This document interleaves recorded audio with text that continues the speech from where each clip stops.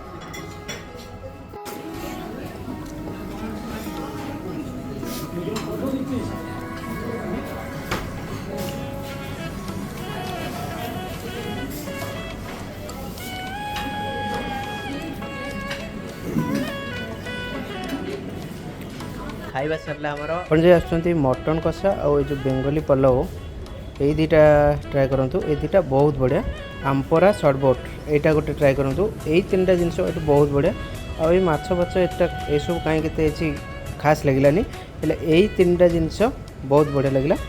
Restaurant सबुदिन खोला रही है। आपण मैंने जदि आसवाक ट्राए कर निश्चित रूपे टी शीघ्र आसतु कहीं छोट रेस्टोरेंट टेबुल 10-12 अच्छी से बाहर भी टूरिस्ट आसुँच बहुत भिड़ होती जदि रविवार शनिवार बुधवार पिकनिक पिक टाइम आसते शीघ्र आसतु 12टा पूर्व कि 12टा पर आसी जातु। आसिले आपन को सीट मिल जाव और खाइबे भी ठीक से बसी।